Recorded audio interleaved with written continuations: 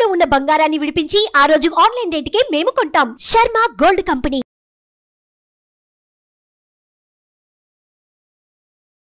నమస్తే, welcome to Suman TV. నేను మీ యామ్ని. ప్రస్తుతం మనతో ఉన్నారు ప్రముఖ ఆధ్యాత్మికవేత్త డాక్టర్ అనంతలక్ష్మి గారు ఉన్నారు. అమ్మతో మాట్లాడి మనకున్న సందేహాలను అడిగి తెలుసుకుందాం.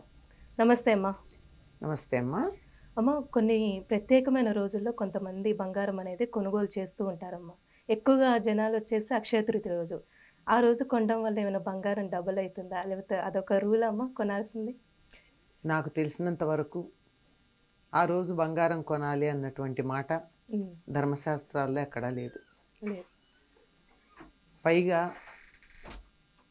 అక్షయ అనేటటువంటి పదం అక్కడ ఉంది కనుక క్షయము కానిది, నాశము లేనిది. ఈ నాశము లేనటువంటిది ఏదైనా సంప్రాప్తిస్తే ఆ రోజు దొరికింది, నాశం లేకుండా ఇంకా వస్తూనే ఉంటుంది అని లెక్క. ఇవాళ బంగారం కొనుక్కుంటే అలా బంగారం వస్తూనే ఉంటుందని. కానీ అక్కడ మర్చిపోతున్న విషయం ఏమిటంటే, బంగారం మీకు ఎలా వచ్చింది? డబ్బు ఖర్చు పెడితే కదా వచ్చింది. అంటే ఈ ఖర్చు పెట్టడం అన్నది కూడా అక్షయంగా పెడుతుందా లేదా? వెళ్తుంది. అంచేత మన దగ్గర నుంచి ధనం, డబ్బు అలా వెళ్ళిపోతూనే ఉంది, బంగారం వస్తుంది. అది అక్షయ తృతీయ నాడు ఏదైనా సత్కార్యం చేస్తే ఫలితం అక్షయంగా ఉంటుంది అని చెప్పారు. అంటే మిగిలిన రోజున చేసిన దానికి ఇంత ఫలితం ఉంటే, అక్షయ తృతీయ నాడు చేసినటువంటి దానికి ఎంత ఫలితం ఉంటుంది.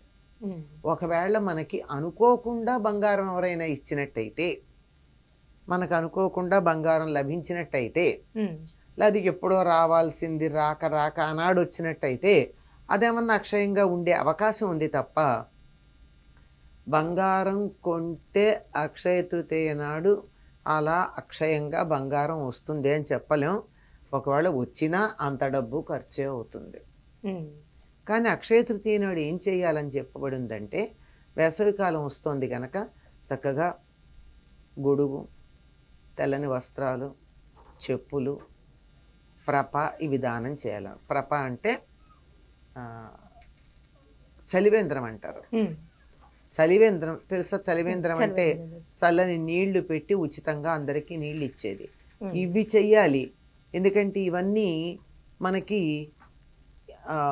ఇవి చెయ్యడం వల్ల అక్షయమైనటువంటి ఫలితం ఉంటుంది. మామూలు రోజున ఒక గ్లాసులో మంచినీళ్ళు ఇచ్చిన దానికన్నా ఈనాడు గనక ఒక చలివేంద్రాన్ని ఏర్పాటు చేస్తే దానివల్ల అంతులేనటువంటి ఫలితం లభ్యమవుతుందన్నారు. ఎందుకంటే ఇదంతా రాబోయేదంతా వేసవికాలం. ఈ వేసవి కాలంలో అవతల మనుషులకి ఏం కావాలో అది ఇవ్వటం మంచిది. బంగారం దానం చేయడం కూడా మంచిది. అది కష్టమేమమ్మా. ఎందుకు కష్టమమ్మా? నాకు కావాలి, నాకు బంగారం కావాలంటే నువ్వు నాకు దానం చేసావు అనుకో, నీకు బోల్డ్ బంగారం వస్తుంది. దానం చేసినందువల్ల ఫలితం వస్తుంది.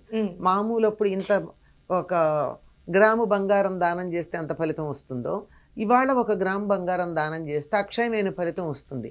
అది నీకు ఉపయోగపడుతుంది. నువ్వు నాకు ఇచ్చావు అనుకో, ఇవాళ నాకు బంగారం వచ్చింది కనుక సంవత్సరం అంతా వస్తూనే ఉంటుంది. ఇలా ఆలోచించాలి.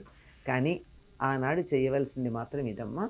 దానికి గాను ఏం చేయమని చెప్పారంటే, ఇంతకు ముందుగానే ఒక చల్లని ఒక నీటి కుండ, నీళ్లు పట్టే కుండ కొని దానిలో ఈ 2-3 రోజుల పాటు నీళ్లు పోసి కడగాలి. ఎందుకంటే మట్టి కుండని వెంటనే వాడరు. అంచేత 2-3 రోజులు నీళ్లు పోసి కడిగి శుభ్రం చేసి ఉంచి, ఇవాళ అంటే అక్షయ తృతీయ నాడు దాని నిండా సుగంధభరితమైనటువంటి నీటిని పోయాలి. అంటే యాలకు పొడి అలాంటివి, లేదా వట్టి వేళ్ళు అలాంటివి కొద్దిగా ఉపయోగపడతాయన్నవి వేసి ఆ నీళ్లు చల్లబడ్డాక పైన మూత పెట్టి, అది కుండతో మట్టి మూకుడే పెట్టి అది ఒక బ్రాహ్మణుడికి దానం ఇచ్చినట్టయితే అంతులేనటువంటి ఫలితం లభ్యమవుతుంది. అలాగే వచ్చేది వేసవికాలం గనక తెల్లని వస్త్రాలు, చెప్పుల జత, గొడుగు, అలాగే వారందరూ తినడానికి కావాల్సినటువంటి ఆహార పదార్థాలు, తీపి పదార్థాలు, ఇట్లాంటివి అంటే మిఠాయిలు లాంటివి చేసి ఇవి దానం చేస్తే ఫలితం ఉంటుంది, అంతులేని ఫలితం ఉంటుంది. ఇదమ్మా అక్షయ తృతీయ గురించి మనకి పెద్దలు చెప్పినటువంటి మాట. అంతేగాని అక్షయ తృతీయ నాడు బంగారం కొంటే అంతులేని బంగారం వస్తుందంటే ఈ పాటికి అందరిళ్లలోనూ వాళ్ళు బంగారం ఉండాలి. అవును. ఈ మధ్య కాలంలో 15-20 సంవత్సరాలుగా ఇది ఒక పెద్ద స్లోగన్ అయింది. అంతకుముందు మనం ఈ మాటలు ఎరగం కదా. అంతే. అలా అయినట్టయితే ఎంతమందో కొన్నారు, కొన్న వాళ్ళందరి ఇళ్లలో ఈ ఇళ్ళు బంగారంతో నిండిపోయి ఉండాలిగా ఈ పాటికి. లేదు ఇంకా లేవు కదా. అమ్మ ఒకవేళ మనం ఆ రోజు బంగారం కొనుక్కున్నామే అనుకోండి, అది మన అమ్మవారి దగ్గర పెట్టాలంటారా? అసలు ఏం చేస్తే మంచిదంటారు?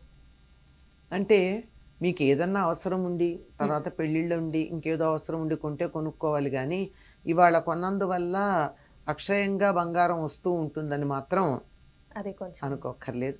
మామూలుగా ఎప్పుడైనా సరే మనం బంగారం కొన్నా ఏం కొన్నా దేవుడి దగ్గర పెట్టే వాడుకుంటాం కదమ్మా. ఈరోజు కూడా అక్కడే పెట్టి వాడుకుంటే బాగుంటుంది. అసలు ఈ బంగారం అన్న పదం ఎందుకు వచ్చిందంటే ఒక చిన్న ఊహ చేయాల్సిన అవసరం ఉంది. సాధారణంగా ఇంట్లో పెద్దవాళ్ళు కానీ కొంతమంది గురువులు కానీ శిష్యుల్ని బంగారం అని పిలుస్తూ ఉంటారు. ఎందుకు పిలుస్తారు? లోహాలన్నింటిలోకి ఉత్తమమైనటువంటి లోహం బంగారం. తక్కువ స్థాయికి సంబంధించిన లోహాలని ఉత్తమ స్థాయికి చెందిన వాటిగా మార్చేటటువంటి ప్రక్రియ కూడా మన వాళ్ళకి తెలుసు. స్వర్ణ విద్య అంటారు. ఆ విధంగా ఇనప ముక్కల్లాగా ఉన్నటువంటి వాళ్ళందరూ బంగారంలాగా మారాలి అనే ఉద్దేశం ఇందులో ఉండుంటుంది తప్ప బంగారమే కొనాలి అనేటటువంటి ఉద్దేశం ఉన్నది అని అనుకోవడానికి వీల్లేదు. ఈ రోజుకి చాలా ప్రత్యేకతలు ఉన్నాయమ్మా.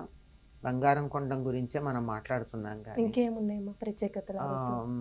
సింహాచలంలో చందనోత్సవం చేస్తారు అక్షయ తృతీయ నాడు. దానికి ముందే ఏర్పాట్లన్నీ చేసుకుని ఉంటారు. ముందు రోజు వలుపు ఉత్సవం చేస్తారు, ఆ తర్వాత ఇవాళ చందనం పూస్తారు. చాలా విశేషంగా ఉంటుంది. ఈనాడు చందనం ఎవరికైనా దానం ఇస్తే కూడా చాలా మంచిది. ఎందుకంటే వేసవికాలం వస్తుంది అంటే శరీరానికి చెమట పడుతుంది. చెమట పట్టడంతో పాటుగా సెగ్గడ్డలు మొదలైనవి లేస్తాయి, వేడి చేస్తూ ఉంటుంది. ఈ చందనం వేడిని తగ్గిస్తుంది, పైన గడ్డలు వస్తే అవన్నీ బాగు చేస్తుంది, తర్వాత చెమట పట్టి వాసన లేకుండా చేస్తుంది, ఆహ్లాదకరంగా ఉంటుంది. అందుకని చందనోత్సవం చేయడం, స్వామిని దర్శించుకోవడం, ఏదో ఒక దైవాన్ని దర్శించుకోవడం, ఇవి చేయాలి. కానీ బంగారం కొనడం అనేటటువంటిది మనకి ఎక్కడా లేదమ్మా. చాలా చక్కగా తెలియజేస్తారమ్మా అక్షయ తృతీయ గురించి. ధన్యవాదాలు. సంతోషం. సుమన్ టీవీలో మీ పర్సనల్ అండ్ బిజినెస్ ప్రమోషన్స్ కోసం కింది నెంబర్కి కాంటాక్ట్ చేయండి.